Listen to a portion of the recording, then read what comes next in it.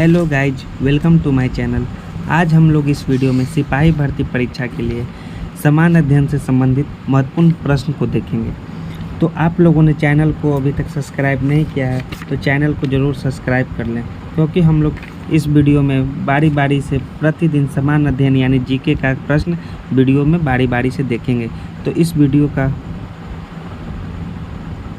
हमारा पहला test series है सिपाही भर्ती परीक्षा के लिए, टेस्ट सीरीज नंबर 1। तो इस वीडियो टेस्ट सीरीज में पहला क्वेश्चन है, संविधान सभा में संसदीय प्रणाली को राष्ट्रपति प्रणाली की तुलना में अधिक तरजीह यानी अहमियत दी गई, क्योंकि इसके संचालन का कुछ अनुभव था और सुस्थापित संस्थाओं को जारी रखने से अनेक लाभ थे। दूसरा ऑप्शन है, संभवतः उन्हें ऐसी नियतकालिक कार्यपालिका यानी फिक्स्ड टर्म एग्जीक्यूटिव पसंद थी जिसे हटाया न जा सके। तीसरा ऑप्शन है, बहुवादी समाज तथा विविधताओं से भरपूर देश के सभी के हितों के लिए अनुकूल थी। और चौथा ऑप्शन है उपयुक्त सभी, यानी कि option A, option B, option D या फिर चारों। तो गाइज इसका सही आंसर है डी, यानी उपयुक्त सभी। उपयुक्त सभी जो है, अब संविधान सभा में संसदीय प्रणाली को राष्ट्रपति प्रणाली की तुलना में अधिक तरजीह यानी अहमियत दी गई, क्योंकि इसका इन तीनों कारण था। अगला प्रश्न है, पाटलिपुत्रा को किस शासक ने सर्वप्रथम राजधानी बनाया? इसका ऑप्शन है नंबर ए है उदयन, अगला है दूसरा है अशोक महान, सी है चंद्रगुप्त, विक्रमादित्य या फिर डी है कनिष्क। तो गाइड इसका सही आंसर होगा उदयन। उदयन ने सर्वप्रथम पाटलिपुत्र को ही अपना राजधानी बनाया। उदयन जो था वो हर्यक वंश का शासक था, और हर्यक वंश का स्थापना किसने किया? बिंबिसार ने किया। और हर्यक वंश को हम लोग पृथहंता वंश के भी नाम से जानते हैं। और हर्यक वंश का अंतिम शासक कौन था? नागदशक। कौन था? नागदशक। और ये अशोक महान है। अशोक महान इन्होंने 261 ईसा पूर्व में, कब? 261 BC यानी ईसा पूर्व में कलिंग पर आक्रमण किया था। किस पर? कलिंग पर आक्रमण किया था। और कनिष्क जो है वो कुषाण राजवंश का शासक था। तो पाटलिपुत्रा को किस शासक ने सर्वप्रथम अपनी राजधानी बनाया? तो उदयन ने सर्वप्रथम अपनी राजधानी पाटलिपुत्रा को बनाया। अगला प्रश्न है, नालंदा विश्वविद्यालय किस लिए विश्व प्रसिद्ध था? नालंदा विश्वविद्यालय किस लिए विश्व प्रसिद्ध था? हमारा ऑप्शन नंबर ए है चिकित्सा विज्ञान के लिए, हमारा ऑप्शन नंबर बी है तर्कशास्त्र यानी लॉजिक के लिए, ऑप्शन नंबर सी है बौद्ध धर्म दर्शन के लिए, और ऑप्शन नंबर डी है रसायन विज्ञान के लिए। तो नालंदा विश्वविद्यालय हम लोग सभी जानते हैं कि वो बौद्ध धर्म के लिए प्रसिद्ध था। तो इसका करेक्ट ऑप्शन क्या होगा? बौद्ध धर्म दर्शन के लिए। इसलिए बौद्ध धर्म दर्शन के लिए तो नालंदा विश्वविद्यालय बौद्ध धर्म दर्शन के लिए विश्व प्रसिद्ध था। और नालंदा विश्वविद्यालय की स्थापना किसने किया? कुमारगुप्त प्रथम ने किया। किसने? कुमारगुप्त प्रथम ने किया। और अगला हमारा क्वेश्चन है, मुख्यमंत्री किसके लिए जिम्मेदार नहीं है?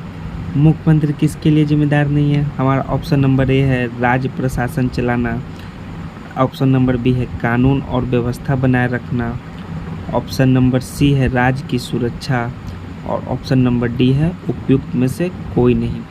तो मुख्यमंत्री राज्य प्रशासन के लिए जिम्मेदार है, कानून और व्यवस्था रखने के लिए जिम्मेदार है, लेकिन राज्य की सुरक्षा के लिए मुख्यमंत्री जिम्मेदार नहीं है।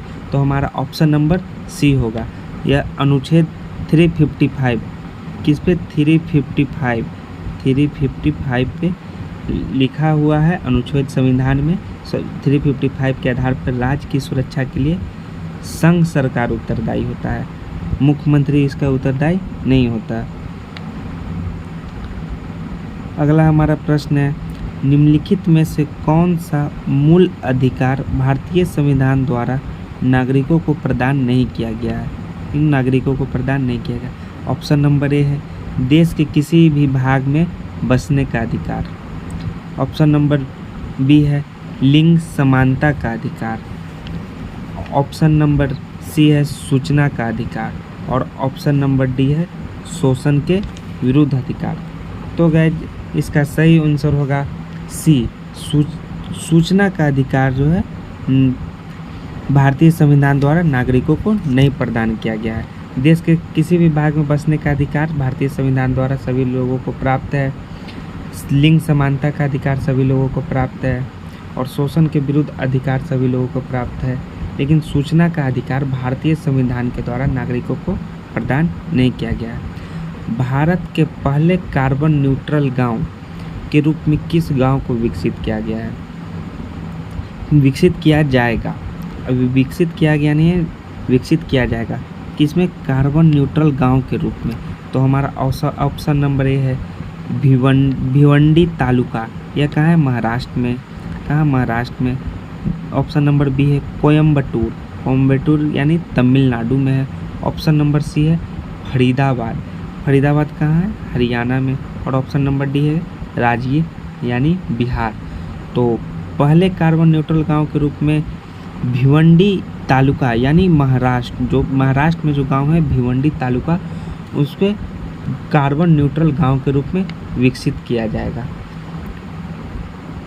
अगला प्रश्न है हमारा, भारत में झूम के खेती के अंतर्गत भूमि का सर्वाधिक प्रतिशत किस राज्य में है?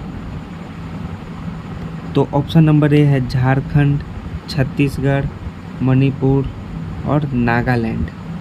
तो भारत में झूम खेती के अंतर्गत भूमि का सर्वाधिक प्रतिशत नागालैंड में है। कहाँ? नागालैंड में है। सबसे ज़्यादा झूम खेती के अंतर्गत भूमि का सर्वाधिक प्रतिशत नागालैंड में है। अगला प्रश्न है, बिहार सरकार ने किस वर्ष सरकारी नौकरियों में महिलाओं के लिए 35% आरक्षण का प्रावधान किया है? कितना? 35% आरक्षण का प्रावधान किया है। ऑप्शन नंबर ए है 2016 यानी 2016। ऑप्शन नंबर बी है 2017। ऑप्शन नंबर सी है 2018 और ऑप्शन नंबर डी है 2019। तो इसका करेक्ट आंसर होगा 2016। बिहार सरकार ने 2016 में सरकारी नौकरियों में महिलाओं के लिए 35% का आरक्षण का प्रावधान किया है। कब? 2016 में। तो 2016 में 35% का महिलाओं के लिए आरक्षण किया। बिहार का सर्वोच्च साहित्यिक सम्मान कौन सा है? बिहार का सर्वोच्च साहित्यिक सम्मान कौन सा है? तो इसमें हमारा ऑप्शन है फणेश्वर नाथ रेणु सम्मान, राजेंद्र सम्मान या कालिदास सम्मान या सरस्वती सम्मान। तो बिहार का सर्वोच्च साहित्यिक पुरस्कार राजेंद्र सम्मान है। कौन? राजेंद्र सम्मान। अब हमारा अगला प्रश्न है, कपास की पैदावार में अच्छी होती है? कपास की पैदावार में क्या अच्छी होती है? कौन सी मिट्टी अच्छी होती है? ऑप्शन नंबर ए है काली मिट्टी। ऑप्शन नंबर बी है जलोढ़ मिट्टी। ऑप्शन नंबर सी है रेतीली या बलुई मिट्टी। ऑप्शन नंबर डी है दोमट मिट्टी। तो कपास तो हम लोग सभी जानते हैं कि कपास काली मिट्टी में उगाई जाती है। और काली मिट्टी कहाँ पाई जाती है? मुख्यतः महाराष्ट्र, गुजरात आदि राज्यों में मिलती है। तो इसका करेक्ट आंसर यानी सही आंसर होगा काली मिट्टी। काली मिट्टी में ही कपास की पैदावार अच्छी होती है। और काली मिट्टी को हम लोग रेगुर मिट्टी भी कहते हैं। और काली मिट्टी में अधिक नमी रहने के कारण कपास का रेशे बहुत अच्छे से बनते हैं। अगला प्रश्न है हमारा, बांदीपुर वन जीव अभयारण्य में स्थित है, यानी बांदीपुर वन जीव अभयारण्य किस राज्य में स्थित है? ऑप्शन नंबर ए है तमिलनाडु। ऑप्शन नंबर बी है राजस्थान। ऑप्शन नंबर सी है कर्नाटक और ऑप्शन नंबर डी है हमारा केरल। तो बांदीपुर वन जीव अभयारण्य जो है कहाँ? कर्नाटक में स्थित है। किस राज्य में? कर्नाटक में स्थित है। और इसका स्थापना कब हुआ था? 1973 में बांदीपुर जीव अभयारण्य की स्थापना हुई थी। और एक जिम कॉर्बेट राष्ट्रीय उद्यान है, इस उत्तराखंड में उसका स्थापना हुआ था। और वो सबसे पुराना नेशनल पार्क है। अगला प्रश्न है, समुद्र की गहराई खाली स्थान ब्लैंक द्वारा मालूम की जाती है? किसके द्वारा मालूम की जाती है? सोनार के द्वारा, रडार के द्वारा, डॉपलर के द्वारा या लेजर के द्वारा? तो इसका करेक्ट आंसर होगा सोनार। समुद्र की गहराई सोनार के द्वारा मालूम की जाती है। राडार से तो हम लोग वायुयान आदि की भौगोलिक स्थिति का मालूम करते हैं। और लेज़र जो है वो लेज़र से हम लोग एक्सरे में लेज़र लाइट का प्रयोग होता है, लेज़र का प्रयोग होता है। अब हमारा अगला प्रश्न है, भारत के निजी क्षेत्र में बड़ी विद्युत परियोजना कहाँ स्थित है? निजी क्षेत्र में एक बड़ी विद्युत परियोजना कहाँ स्थित है? ऑप्शन नंबर ए है राजमुंद्री जो है आंध्र प्रदेश में है। नवेली जो तमिलनाडु में है। ऑप्शन नंबर सी है कोरबा, वो छत्तीसगढ़ में है। और ऑप्शन नंबर डी है दाभोल जो महाराष्ट्र में है। तो इस भारत में निजी क्षेत्र की एक बड़ी विद्युत परियोजना जो है वो दाभोल यानी महाराष्ट्र में। कहाँ? महाराष्ट्र में। इसका करेक्ट आंसर क्या होगा? महाराष्ट्र। अगला प्रश्न है, पशु और पौधों की जाति में सबसे बड़ी विविधता कहाँ पाई जाती है? ऑप्शन नंबर ए है शीतोष्ण पर्णपाती वनों में। ऑप्शन नंबर बी है उष्णकटिबंधीय आर्द्र वनों में। ऑप्शन नंबर सी है अत्यधिक प्रदूषित नदियों में। और ऑप्शन नंबर डी है मरुस्थलों में। तो इसका करेक्ट आंसर क्या होगा? आप ही लोग सोचिए। मरुस्थल में तो कभी होगा नहीं, अत्यधिक प्रदूषित नदियों में तो होगा नहीं। तो पशु और पौधों की जातियों में सबसे बड़ी विविधता कहाँ पाई जाती है? उष्णकटिबंधीय आर्द्र वनों में पाई जाती है। कहाँ? उष्णकटिबंधीय आर्द्र वनों में पाई जाती है। वह यह ऐसा प्रदेश होता है जहाँ तापमान 24 डिग्री सेल्सियस से ज़्यादा होता है और वर्षा 200 सेंटीमीटर, कितना? 200 सेंटीमीटर वर्षा होती है और 24 डिग्री सेल्सियस से ज़्यादा वहाँ तापमान होता है। उस वन को हम लोग उष्णकटिबंधीय आर्द्र वन कहते हैं। और यहाँ पशु और पौधों की जातियों में सबसे बड़ी विविधता पाई जाती है। अगला प्रश्न है हमारा, वायुमंडल के ऊपरी भाग में ओजोन परत हमारी रक्षा किससे करती है? जो ओजोन परत होती है वो हमारी रक्षा किससे करती है? ऑप्शन नंबर ए है दृश्य विकिरण से। ऑप्शन नंबर बी है अवरक्त किरणों से। ऑप्शन नंबर सी है पराबैंगनी किरणों से। और ऑप्शन नंबर डी है अंतरिक्ष किरणों से। तो हम लोग बचपन में ही 6-7 के बुक में पढ़ते हैं कि ओजोन परत जो है हमें किससे? पराबैंगनी विकिरणों से रक्षा करती है। ओजोन परत को नष्ट करने वाली गैस भी है CFC है। एयर कंडीशनर जो रेफ्रिजरेटर आदि से निकलती है वो CFC गैस, CFC यानी क्लोरोफ्लोरोकार्बन, इसका फुल फॉर्म है। इससे ओजोन लेयर हमारा नष्ट हो रहा है। ओजोन लेयर परत जो है वो नष्ट हो रहा है और वो है CFC गैस के कारण ही हो रहा है। और CFC गैस किस में पाई जाती है? एयर कंडीशनर में, रेफ्रिजरेटर आदि में।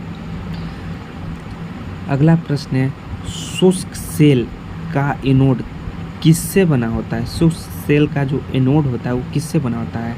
ऑप्शन नंबर ए है ग्रेफाइट। ऑप्शन नंबर बी है कैडमियम।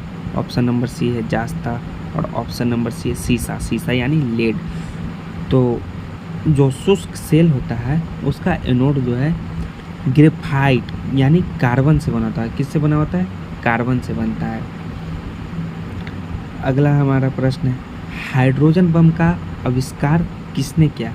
हाइड्रोजन बम का आविष्कार किसने किया? ऑप्शन नंबर ए है J Robert Oppenheimer. Option number B है Albert Einstein. Option number C है Samuel Cohen. Option number D है एडवर्ड टेलर। तो गाइस इसका सही आंसर है option number D, Edward Teller. Hydrogen bomb का आविष्कार किसने किया? Edward Teller. और एक डायनामाइट का आविष्कार किसने किया? अल्फ्रेड नोबेल ने किया। डायनामाइट का आविष्कार अल्फ्रेड नोबेल ने किया। अगला प्रश्न है हमारा, मानव का सामान्य रक्तदाब कितना होता है? सामान्य रक्तदाब, पहला ऑप्शन है हमारा ऑप्शन नंबर है 180/80 mm ऑफ Hg। दूसरा ऑप्शन है हमारा 80/20 mm ऑफ Hg। तीसरा ऑप्शन यानी सी है 120/160 ऑफ Hg। और ऑप्शन नंबर डी है 85/150 ऑफ Hg। तो गाइस जनरली सी बात है, मानव का समान रक्तचाप जो होगा वो 120/80 होगा। इसका सही करेक्ट क्या होगा? 120/80। ये रॉन्ग है, 80/20 ये भी रॉन्ग है, ये भी रॉन्ग है, ये भी रॉन्ग है। इसका करेक्ट ऑप्शन है ए, यानी 120/80 mm ऑफ Hg जो है मानव का सामान्य रक्तदाब होता है। और रक्तदाब मापने वाले यंत्र का क्या नाम है? सिग्मोमैनोमीटर। क्या? सिग्मोमैनोमीटर। और पीएच मान रक्त का जो 7.4 होता है, क्या होता है? पीएच वैल्यू हम लोगों ने पढ़ा है केमिस्ट्री में, पीएच वैल्यू जो 7.4 क्या होता है? पीएच वैल्यू होता है। पीएच वैल्यू किसका होता है? ब्लड का होता है। ब्लड का पीएच वैल्यू 7.4 होता है। अगला प्रश्न है हमारा, उपस्थित तथा हड्डियों के निर्माण और संपोषक में आवश्यक तत्व होता है। उपस्थित तथा एवं हड्डियों के निर्माण एवं संपोषक में आवश्यक तत्व होता है, क्या होता है? मैग्नीशियम, कैल्शियम, जिंक या सिलिकॉन। तो हम लोग सभी जानते हैं कि कैल्शियम जो है हड्डियों के निर्माण के लिए बहुत ही आवश्यक है। तो इसका सही आंसर क्या होगा? कैल्शियम। बस हमें दिमाग लगाने की ज़रूरत है कि उपस्थित तथा हड्डियों के निर्माण एवं संपोषण में आवश्यक तत्व होता है कैल्शियम। अगला प्रश्न है, milk of magnesia. Milk of magnesia एक निलंबन है। मिल्क ऑफ मैग्नीशिया एक निलंबन है। किसका निलंबन है? मैग्नीशियम कार्बोनेट का, option number B magnesium hydroxide का, option number C magnesium chloride का, और option number D magnesium sulphate का। तो मिल्क ऑफ मैग्नीशिया जो है एक निलंबन किसका है? मैग्नीशियम हाइड्रोक्साइड का। किसका? मैग्नीशियम हाइड्रोक्साइड का एक निलंबन है। और मैग्नीशियम हाइड्रोक्साइड का एक रासायनिक सूत्र होता है Mg/OH⁴,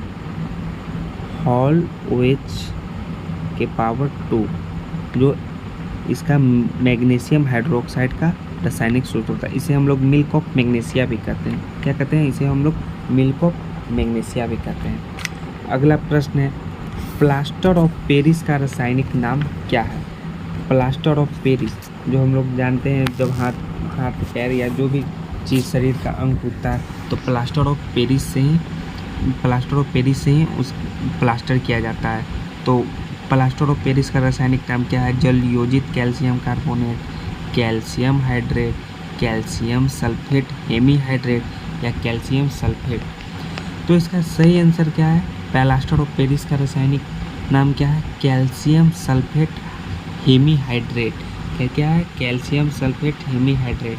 और प्लास्टर ऑफ पेरिस का एक रासायनिक सूत्र, यानी कि इसका रासायनिक सूत्र होता है, उसका फार्मूला है CaSO4 2H2O। ये प्लास्टर ऑफ पेरिस का रासायनिक सूत्र है। क्या है? CaSO4 2H2O plaster of Paris का रासायनिक सूत्र है। अगला प्रश्न है, स्टेनलेस स्टील किसकी मिश्र धातु है?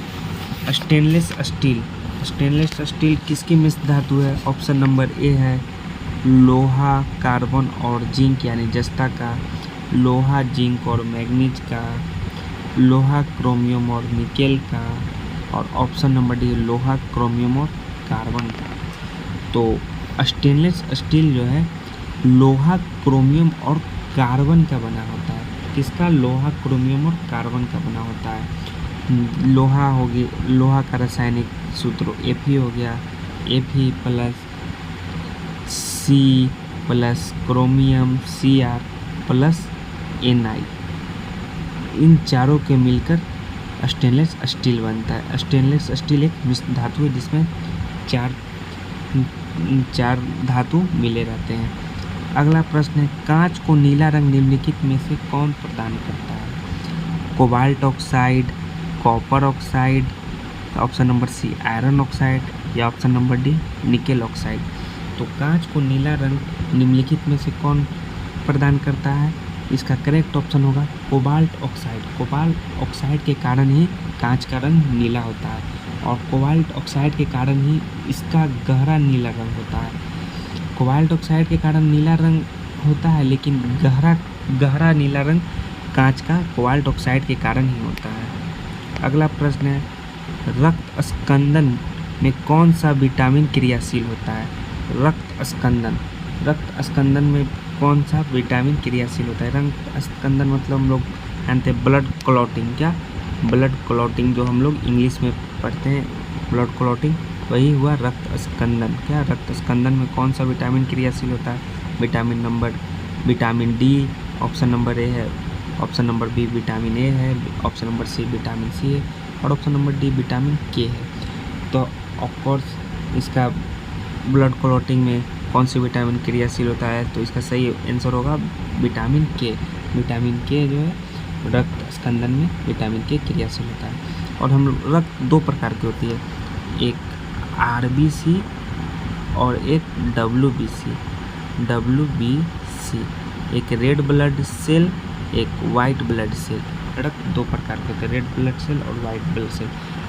आरबीसी के द्वारा ऑक्सीजन शरीर में प्राप्त होती है और डब्ल्यूबीसी के द्वारा शरीर को प्रतिरोधक शक्ति प्रदान किया जाता है ताकि बीमारी से बचा जा सके। अगला हमारा प्रश्न है, किसकी उपस्थिति के कारण गाय का दूध का रंग पीला होता है? जैथोफिल, राइबोफ्लेविन, ऑप्शन नंबर सी राइबोल्यूस या कैरोटीन। तो कैरोटीन होता है, कैरोटीन के कारण ही दूध का रंग पीला होता है। दूध में लैक्टिक अम्ल पाया जाता है। क्या? लैक्टिक अम्ल। और दही खट्टा होने के कारण लैक्टिक का लैक्टोज में बदल जाता है। और अगला हमारा प्रश्न है, कान में कितनी हड्डियाँ होती हैं? कान में कितनी हड्डियाँ होती हैं? 2, 4, 6 या 8? तो कान में 6 हड्डियाँ होती हैं। कितनी हड्डियाँ होती हैं? 6 हड्डियाँ होती हैं। एक होती है मेलिसस, उसमें 2, एक होता है इंकस, उसमें 2 और एक तीसरा स्टेपी, इसमें भी 2, यानी कि कुल हो गए 6। कितने? 6 हड्डियाँ होती हैं कान में। और मानव शरीर में कितनी हड्डियाँ होती हैं? मानव शरीर में 206 हड्डी। कितने? 206 हड्डी। और छोटे बच्चे में कितने होते हैं? 300 के लगभग 300, जो वयस्क होने पे 206 हड्डियाँ होती है। और खोपड़ी में कितना, यानी मस्तिष्क में कितना हड्डियाँ होती हैं? 29 हड्डियाँ। अगला हमारा प्रश्न है, पौधे में जाइलम उत्तक निम्नलिखित में से किस पदार्थ का संवहन करता है? ऑप्शन नंबर ए पानी, ऑप्शन नंबर बी खाद, ऑप्शन नंबर सी पानी और खनिज लवण, ऑप्शन नंबर डी इनमें से कोई नहीं। तो पौधे में जाइलम उत्तक निम्नलिखित में से पानी और खनिज लवण संवहन करता है। किस पदार्थ का संवहन करता है? पानी और खनिज लवण का। पौधे में जाइलम उत्तक पानी और खनिज लवण का संवहन करता है। अगला प्रश्न है, प्याज में निम्नलिखित में से किस में खाद्य जमा होता है? वायमी तना, मूल जड़, सल्क पत्र या डी कली? तो प्याज में जो सल्क पत्र में खाद्य जमा होता है। अगला प्रश्न है, लाल रुधिर कोशिकाओं का उत्पादन निम्नलिखित में से किसके द्वारा होता है? ऑप्शन नंबर ए है यकृत, ऑप्शन नंबर बी है हार्मोन, ऑप्शन नंबर सी है अस्थि मज्जा, ऑप्शन नंबर डी है हृदय। तो लाल रुधिर कोशिकाओं का उत्पादन यानी निर्माण में अस्थि मज्जा का द्वारा होता है। किसके द्वारा होता है? लाल रुधिर कोशिकाओं का उत्पादन अस्थि मज्जा के द्वारा होता है। लाल रुधिर कोशिकाओं का उत्पादन। अगला प्रश्न है हम लोग का, उपभोक्ता शोषण के प्रमुख कारण है। उपभोक्ता शोषण के प्रमुख कारण, उपभोक्ता के शोषण का प्रमुख कारण क्या है?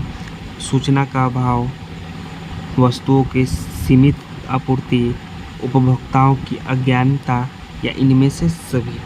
तो सूचना का अभाव तो उपभोक्ता शोषण के प्रमुख कारण है ही, तो इसका ऑप्शन ए होगा ही होगा। और दूसरा ऑप्शन है वस्तुओं की सीमित आपूर्ति, ये भी इसके प्रमुख कारण है उपभोक्ता शोषण के। ऑप्शन नंबर सी है उपभोक्ता की अज्ञानता, ये भी प्रमुख कारण है। तो ऑप्शन नंबर डी यानी कि इनमें से सभी, उपभोक्ता के शोषण के प्रमुख कारण क्या है? इनमें से सभी, यानी कि सूचना का अभाव, वस्तुओं की आपूर्ति, उपभोक्ताओं का अज्ञानता और ये चारों।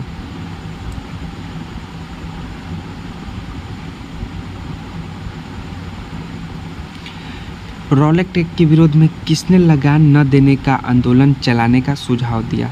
रॉलेट एक्ट के विरोध में किसने लगान न देने का आंदोलन चलाने का सुझाव दिया था? ऑप्शन नंबर ए है Abdul Kalam Azad, option number B है Gandhi ji, option number C है रविंद्रनाथ टैगोर और ऑप्शन नंबर डी है स्वामी श्रद्धानंद। तो हम लोग अबुल कलाम आज़ाद गांधी जी, रविंद्रनाथ टैगोर को तो जानते हैं, लेकिन स्वामी श्रद्धानंद स्वामी श्रद्धानंद ने लगान न देने का आंदोलन चलाने का सुझाव दिया।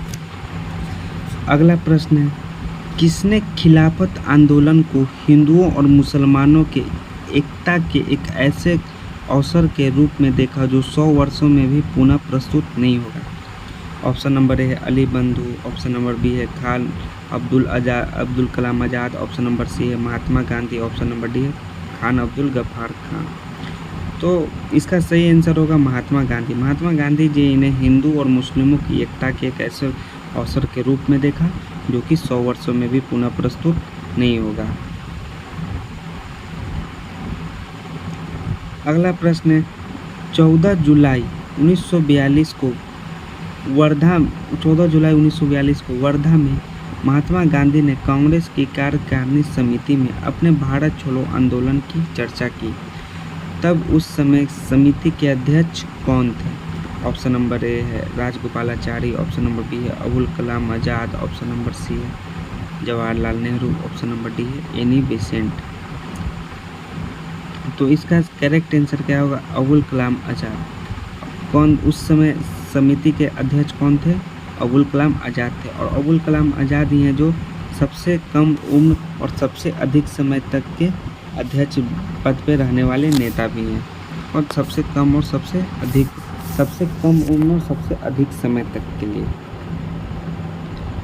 निम्न में से किस सुल्तान ने कुतुब मीनार की 5वीं मंजिल का निर्माण कराया? ऑप्शन नंबर ए है Qutbuddin Aibak, option number B है इल्तुतमिश, ऑप्शन नंबर सी है फिरोजा शाह तुगलक और ऑप्शन नंबर डी है इनमें से कोई नहीं। तो कुतुब मीनार का तो न्यू कुतुबुद्दीन ऐबक ने रखा, लेकिन कुतुबुद्दीन ऐबक का मृत्यु हो गया। उसके बाद कुतुब मीनार का निर्माण कराने का पूरा योगदान इल्तुतमिश को जाता है। किसको? इल्तुतमिश को। लेकिन जो 5वीं तल्ला का निर्माण कराया वो किसने कराया? फिरोजा शाह तुगलक ने कराया। किसने? फिरोजा शाह तुगलक ने कराया 5वीं तल्ला का निर्माण।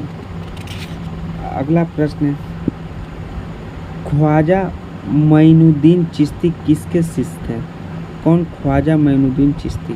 ऑप्शन नंबर ए है अबुल कादिर जिलानी के, ख्वाजा अबू यूसुफ के, ख्वाजा उस्मान हुरानी के या फिर ख्वाजा मौदरत के। तो ख्वाजा मोइनुद्दीन चिश्ती किसके सदस्य थे? ख्वाजा उस्मान हुरानी के सदस्य थे। किसके सदस्य थे? उस्मान हुरानी के सदस्य। अगला प्रश्न है, एल्बम डिवाइन टाइड्स के लिए ग्रैमी अवार्ड 2023 किसने जीता? एल्बम डिवाइन टाइड्स के लिए ग्रैमी अवार्ड 2023 किसने जीता? यानी 2023 का अवार्ड किसने जीता? ऑप्शन नंबर है AK Madhavi, option number B है Ricky Kej, option number C है Ravi Krishna, option number D है राधिका शर्मा। तो एल्बम डिवाइन टाइड्स के लिए ग्रैमी अवार्ड रिकी केज ने जीता। किसने जीता? रिकी केज ने। और ये करंट अफेयर्स से संबंधित प्रश्न है। किससे संबंधित है? ये करंट अफेयर्स से संबंधित प्रश्न है, जो कि बहुत ही VVI है। क्या है? VVI है कि ग्रैमी अवार्ड डिवाइन टाइटन के लिए किसने जीता? रिकी केज ने जीता। अगला प्रश्न है, निम्नलिखित में से ओम्बुड्समैन की उत्पत्ति कहाँ से मानी जाती है? ओम्बुड्समैन की उत्पत्ति कहाँ से मानी जाती है? ऑप्शन नंबर ए स्विट्जरलैंड 1809 ईस्वी में, या स्वीडन 1809 ईस्वी में, या ब्रिटेन 1905 ईस्वी में, या फिर ऑस्ट्रेलिया 1909 ईस्वी में। तो ओम्बुड्समैन की उत्पत्ति कहाँ से मानी जाती है? स्वीडन 1809 ईस्वी में मानी जाती है। ओम्बुड्समैन कहाँ से होता है? ऐसे पदाधिकारी से जो कि विधायक द्वारा प्रशासनिक एवं न्यायिक कार्रवाई के खिलाफ परिवादों के निवारण के लिए नियुक्त किया गया हो। अगला प्रश्न है, बाल्कन प्लान किससे संबंधित है? ऑप्शन नंबर ए है 1833 के चार्टन अधिनियम से। ऑप्शन नंबर बी है भारत विभाजन योजना से। ऑप्शन नंबर सी है 1935 के भारत शासन अधिनियम से। या ऑप्शन नंबर डी है 1853 के चार्टन अधिनियम से। तो बालकन प्लान जो है वो भारत के विभाजन योजना से संबंधित, किससे? भारत के विभाजन योजना से संबंधित है। और ये बालकन प्लान 1947 में जो भारतीय स्वतंत्रता अधिनियम से संबंधित है, जो भारत आज़ाद हुआ, भारत का विभाजन जो हुआ उससे संबंधित है। और इस योजना का विवरण माउंटबेटन के पंडित नेहरू के सामने रखा था। इसने माउंटबेटन ने पंडित नेहरू के सामने रखा था। लॉर्ड माउंटबेटन जो है भारत का अंतिम वायसराय है। कौन? Lord Mountbatten.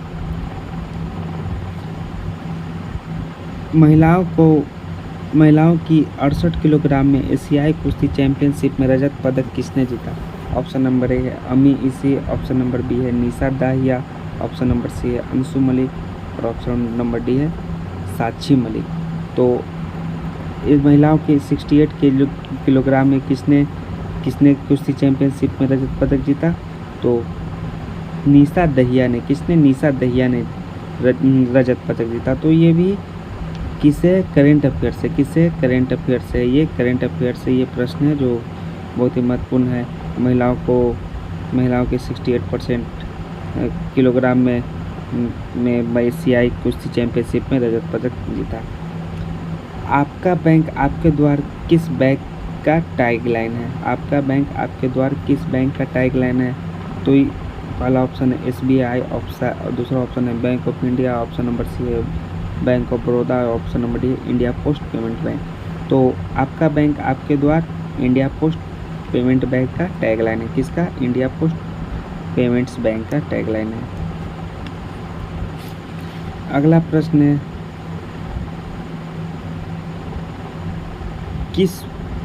किस वर्ष मुंबई में पहली भारतीय मिल कपड़ा की स्थापना हुई? किस वर्ष स्थापना हुई? 1842 में, 1846 में, 1850 में या 1854 में? तो मुंबई में पहली भारतीय कपड़ा मिल की स्थापना कब हुई? 1854 ईस्वी में हुई। कब हुई? 1854 ईस्वी में पहली भारतीय कपड़ा मिल की स्थापना हुई। और 1854 ईस्वी में कावासजी डावर ने सर्वप्रथम मुंबई में कपड़ा मिल खोला। किसने? कावासजी डावर ने।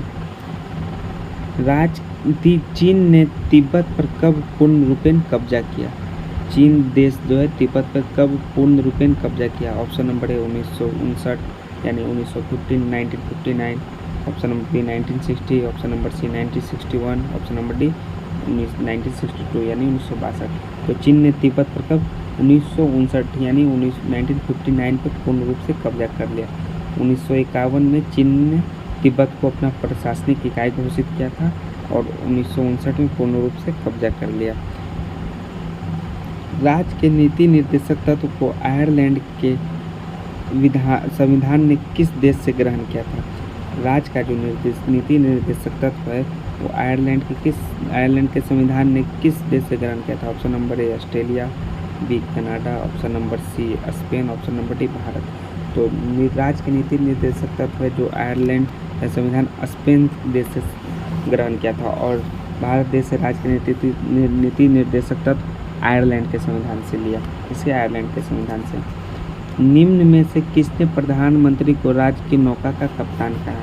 ऑप्शन नंबर ए है मुनरो। ऑप्शन नंबर बी है जेनिंग्स। ऑप्शन नंबर बी है sir William Werner Harcourt. Option number D है रैमजे म्योर। कौन है? और रैमजे म्योर। तो इसका सही आंसर होगा मुनरो ने प्रधानमंत्री को राज्य का नौका का कप्तान कहा। किसने कहा? मुनरो ने। अगला प्रश्न है भारत माता किस कवि की रचना है? भारत माता एक पुस्तक का नाम है। भारत माता का एक काव्य संग्रह में इसका लेखक कौन है? रामधारी। ऑप्शन नंबर ए है Ramdhari Singh Dinkar. Option number B है प्रेमचंद। ऑप्शन नंबर सी है Sudhanand Pant. Option number D है कुंवर नारायण। तो भारत माता किस कवि की रचना है? सुमित्रानंदन पंत जी की रचना है। किनकी रचना है? सुमित्रानंदन पंत जी की। जो ये किससे प्रश्न हो गया? हिंदी से। तो हम लोगों ने जीके में 2-4 प्रश्न हिंदी का भी देख ले रहा हूँ और एक दो प्रश्न हम लोगों ने देखा करंट अफेयर से भी संबंधित। ऐसा नहीं है कि समान अध्ययन में हम लोग सिर्फ जीके के ही बारे में पढ़ेंगे, लेकिन कुछ एक दो प्रश्न हिंदी का भी हम लोग देखते चलेंगे। तल्लीन का संधि विच्छेद क्या है? तल्लीन का सही विच्छेद क्या है? पहला ऑप्शन है तत् जोड़ लीन, ऑप्शन नंबर बी है तल जोड़ ईन, ऑप्शन नंबर सी है तल जोड़ लीन, ऑप्शन नंबर डी है तल जोड़ ईन। तो इसका करेक्ट आंसर क्या होगा? तत् जोड़ लीन। तल्लीन का संधि विच्छेद क्या होगा? तत् जोड़ लीन। किसी का हंसी उड़ाना वाक्यांश के लिए उपयुक्त शब्द है? मजाक, उपहास, हंसना या ठहाका। तो किसी का हंसी उड़ाना का अर्थ उपहास होता है। क्या होता है? उपहास उड़ाना, यानी उपहास करना, यानी कि किसी का हंसी उड़ाना। दिए गए वाक्य में किससे संबंधित अशुद्धियाँ हैं? मैं रविवार के दिन तुम्हारे घर जाऊंगा, तुम्हारे घर आऊँगा। ये है ऑप्शन विभक्ति, ऑप्शन बी है संज्ञा, ऑप्शन नंबर सी है सर्वनाम, ऑप्शन नंबर डी है लिंग। लिंग। तो दिए गए वाक्य में संबंधित अशुद्धियाँ हैं, मैं रविवार के दिन तुम्हारे घर आऊँगा। तो संज्ञा, इस वाक्य में संज्ञा संबंधित गलती दी गई, क्योंकि इसका सही आंसर होगा मैं रविवार को तुम्हारे घर आऊँगा। तब क्या होगा इसका सही आंसर? मैं रविवार को तुम्हारे घर आऊँगा। अगला प्रश्न है, भारत में विश्व के कितने प्रतिशत आबादी निवास करती है? ऑप्शन नंबर ए है 15.5%, ऑप्शन नंबर बी है 17.5%, ऑप्शन नंबर सी है 19.5%, ऑप्शन नंबर डी है 21.5%। तो भारत में विश्व का 17.5% जनसंख्या निवास करती है, आबादी निवास करती है।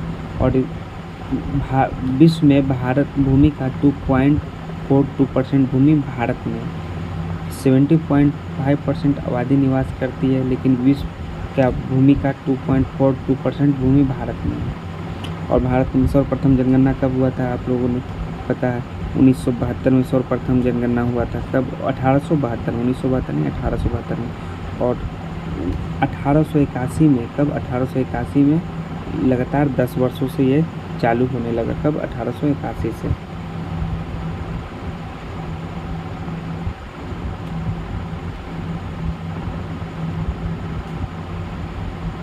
तो इसका सही आंसर क्या होगा? 17.5। मैजनी का संबंध किस संगठन से था? मैजनी का संबंध किस संगठन से था? मैजनी जो है वो साहित्य ज्ञानांतरिक विचारों का समर्थक था, योग सेनापति था, वो यंग इटली नामक संस्था का स्थापना किया था। तो ये मैजनी का संबंध किस संगठन से था? कार्बोनरी, लाल सेना, डायट या फिलिक हेक्टिया। तो मैजनी का संबंध किससे था? कार्बोनरी संगठन से था। किससे था? कार्बोनरी संगठन से।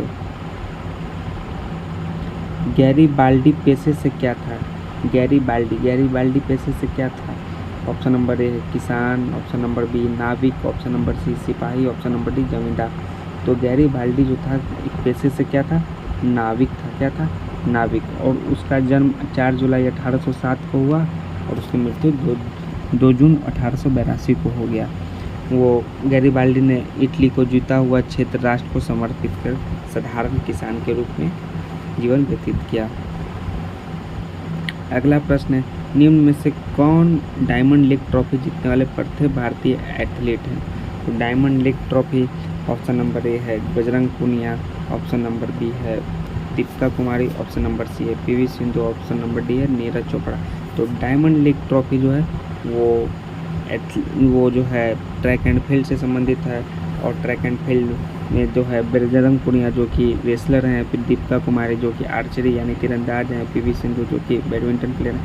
तो इसका करेक्ट आंसर क्या होगा? नीरज चोपड़ा, यानी कि नीरज चोपड़ा जो कि भाला फेंक यानी जेवलिन थ्रो में डायमंड लीग जीतने वाले प्रथम भारतीय एथलीट हैं। हम लोगों ने इन्हें गोल्डन बॉय के रूप से भी जानते हैं, क्योंकि इन्होंने ओलंपिक में गोल्ड मेडल जीता है। किस क्षेत्र में? खेल के क्षेत्र में, वो भी जेवलिन थ्रो में। किसमें? जेवलिन थ्रो में।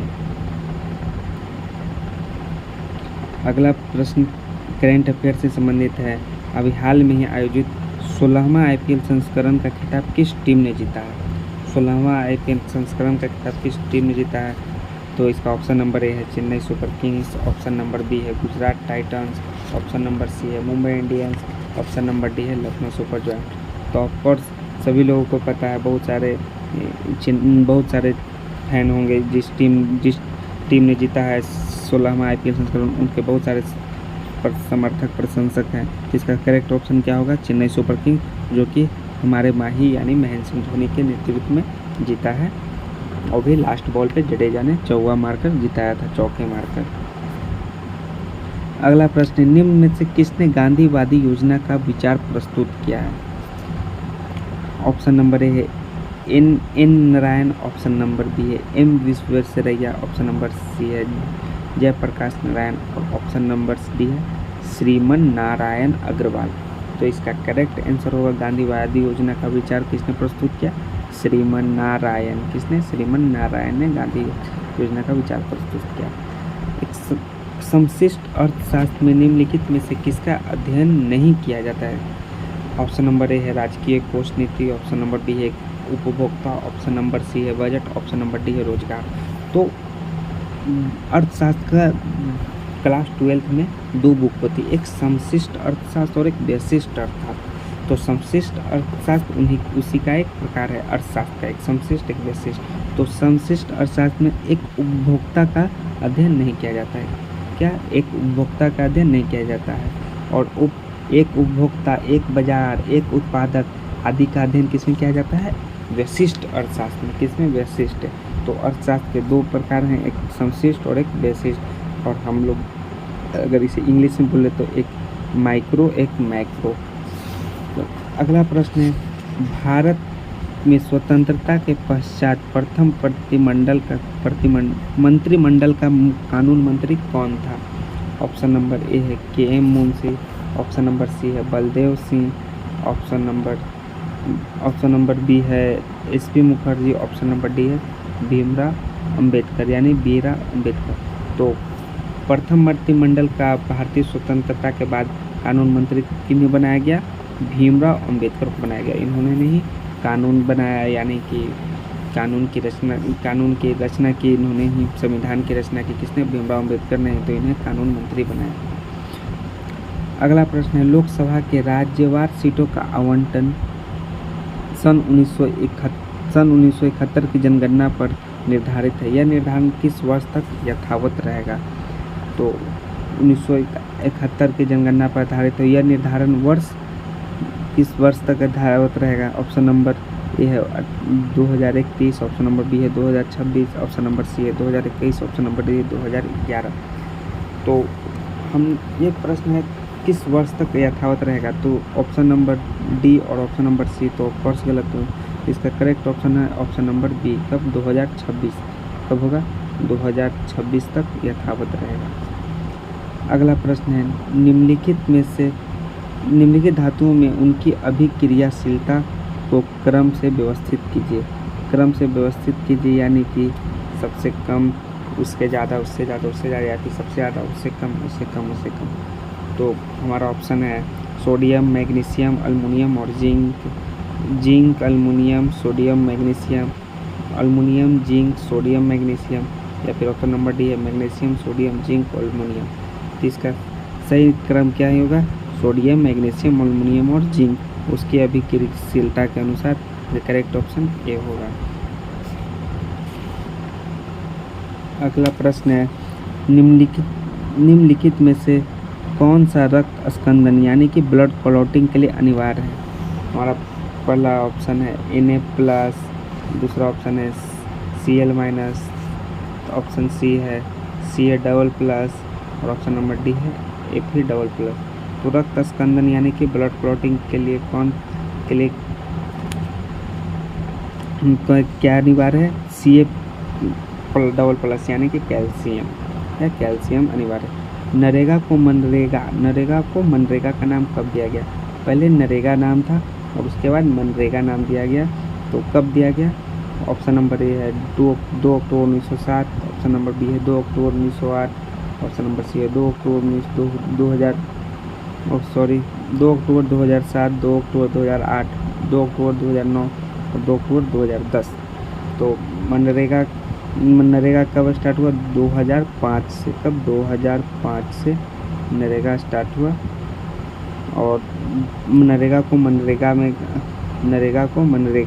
कब, मनरेगा का नाम कब दिया गया? 2 अक्टूबर 2009 को। कब दिया गया? 2 अक्टूबर 2009 को नरेगा को मनरेगा नाम दिया गया।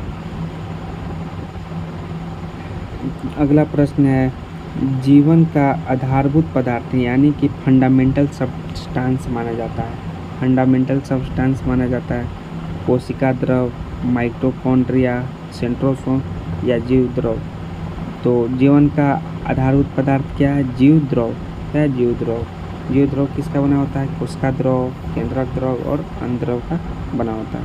और हमारा इस वीडियो का, इस टेस्ट सीरीज का सामान्य अध्ययन जीके का हमारा सबसे लास्ट प्रश्न, सबसे अंतिम प्रश्न है, प्रकाश संश्लेषण यानी कि फोटोसिंथेसिस की दर सबसे अधिक होती है। प्रकाश संश्लेषण की दर सबसे अधिक होती है। ऑप्शन नंबर ए है बैगनी रंग, ऑप्शन नंबर बी नीला रंग, ऑप्शन नंबर सी लाल रंग, ऑप्शन नंबर डी पीला रंग। तो प्रकाश संश्लेषण यानी कि फोटोसिंथेसिस की क्रिया सबसे अधिक किस में होती है?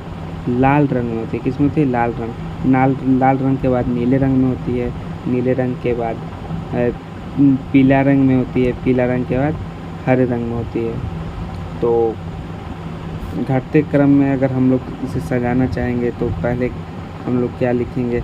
पहले आर, उसके बाद बी, उसके बाद वाई, उसके बाद जी, यानी कि रेड, ब्लू, येलो और ये हो गया पर्पल यानी बैगनी।